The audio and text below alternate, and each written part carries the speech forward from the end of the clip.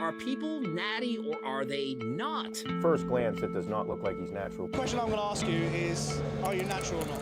I've enrolled in my first ever powerlifting competition at the end of June. Now, I'm not doing so because I'm exceptionally passionate about powerlifting, but rather to prove my natural status. The USAPL, which is the organization I'll be competing in, is a natural, drug-tested federation, and today is my first day of training. So essentially in a competition, you've got 3 lifts. You've got your squat, you've got your bench, and you've got your deadlift. You've 3 attempts to hit your best number. So obviously, the more weight that you lift across all 3 lifts, the more likely you are to win. So your first lift is probably going to be a weight that you can reasonably handle just to get some numbers on the board. And then your following 2 lifts are probably going to look more like maxing out. Over the last few months, the number of people requesting that I prove my natural status or go and get a blood test have gotten significantly higher. Initially, I was all open to doing a blood test, but upon further consideration, I was like, well, even if I did do a blood test and I post the results, people are going to find a way to discredit it. Whether they're like, oh, you just cycled off a week in advance, oh, you just didn't post the results because they came back on natty. The third one would be you edited the results to put your measures within natural ranges. So that's when I thought about enrolling in a powerlifting competition, a natural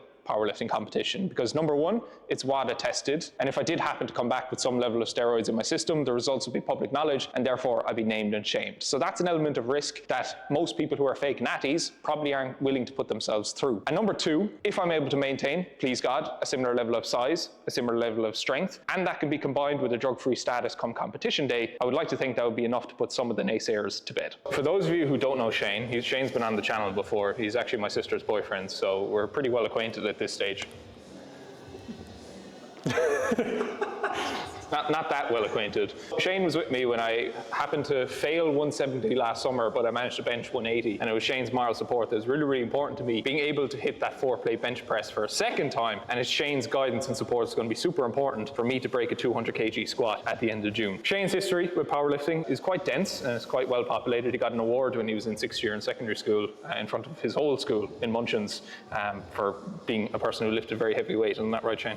Yeah, sure. I started training powerlifting when I was about 16. Most of my powerlifting was done here in City Gym. My last competition was like 2018, so I actually haven't squatted heavy or deadlifted. I haven't squatted heavy or deadlifted heavy in probably 4 years. My best lifts were in the 93 kilo category. I squatted 245, benched 157.5 kg, by the way, for kilos. The American audience, not pounds. And I deadlifted 280 kilos. So like over 600 pounds, is it? 20 pounds. 620. Nice. So what are you going for in competition, most importantly? Bench? I'd like to hit 160. Whether that's in training or competition, I don't really care. Squat? Anything over 200, I suppose. Deadlift? I don't know, 250, 260 maybe? Get back to some sort of strength. And who knows then, sure. I remember my first time powerlifting. I'm not going to do it because you're not going to squat the exact same as me, but move your hands out a small bit and grip. Actually grip the bar, like pull it down over your back. Yeah. Scoot them out just a small bit. Yeah. Lovely. Nice. Pull the bar over your back.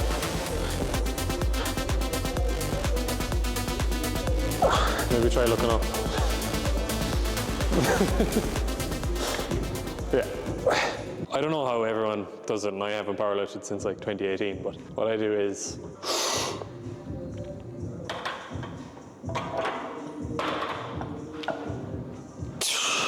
and now I'm only getting set up. But I brace that. Back. Yeah, literally, you're like running back, say. And then.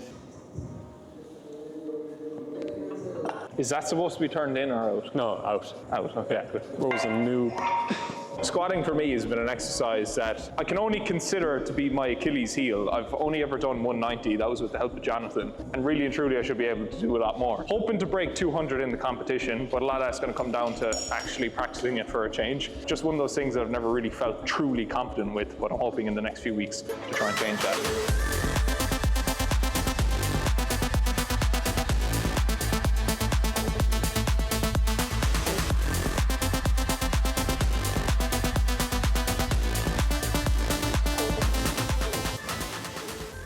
How did that feel?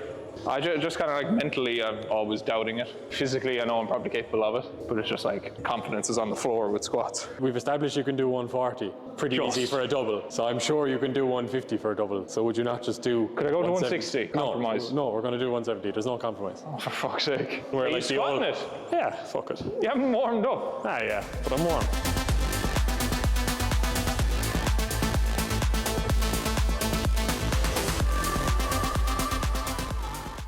Yeah, but you powerlifted.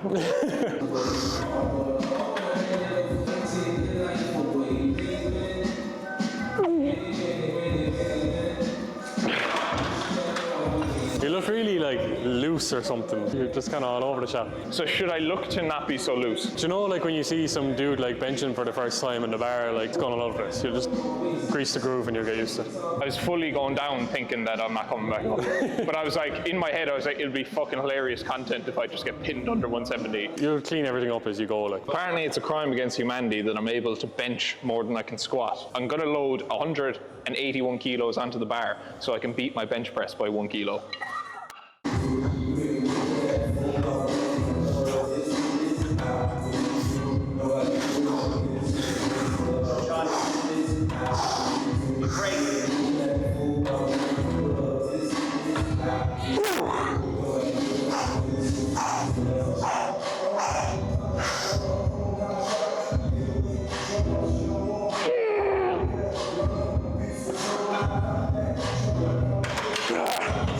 I think that was my max.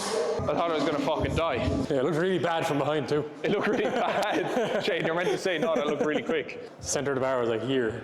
So like as you squatted down into the hole and came out, the bar went, rolled on you. So that's probably why you found it so hard in the mid portion. Sit the bar on your traps as if you were doing a high bar, but don't lift it off yet. Do you know what I mean? Okay, now bend the bar over your back, and now slide so that the bar sits onto the shelf. There, maybe.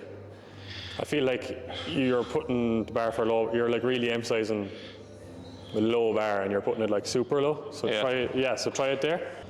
Even your chest there and your torso is a lot more upright. So we're moving on to split squats, and in truth, I haven't done them in fucking ages, but Jonathan insists that they're good for like building up your squat strength, so I guess I have to listen when the man speaks. My training over the next few weeks is going to look a little bit different to what it did at the start of the year. If you've been following since the start of the year, you know I got into more high rocks, more cardio-based stuff, and I'll still be maintaining that to some degree because I'm pretty happy with the level of fitness that I have right now. But the primary focus over the next 2 months is going to be getting as strong as possible on the squat, the bench, and the deadlift. I don't know how my program's going to look to begin with. It'll probably be a bit of a shit show in terms of mixing everything and anything into the program, but it'll primarily be orientated around at least 3 powerlifting sessions. Don't know how I'll mix them in. Probably 1 or 2 bodybuilding sessions because at the end of the day, I am a TikTok bodybuilder, so I need to be getting in and getting some footage in the gym, and probably like 1 run or 1 cardio session, most likely whenever Abby drags me out to do one. So usually at this time, I'd be undergoing some form of a cut for summer, but for me right now, a lot of things are going to change, and one of those things includes my body weight. I'm currently 105 kg. I'm going to be competing in June at 110. I have a holiday booked to Greece for the middle of June, which is 2 weeks before the competition, and fair enough to say that I'm not going to be looking my best self. But to be quite honest with you, I have plenty of muscle mass for that not to be a problem. And I think if this could be a lesson to anyone, is to certainly value the process of a bulk. It is these phases of getting stronger, of building muscle, of focusing on increasing your body weight that's going to make the most pronounced difference to your physique in the long run. So over the next couple of videos, I'm going to be taking you through everything from my training, my lifestyle, my diet, potentially even some supplements I'm taking to get into the best possible shape, have the best possible strength to perform ultimately at my best in the competition, and show you that as a natural lifter, great things are possible, not only with just your physique, but your strength levels as well. As for today's video, that's a wrap. See you in the next one.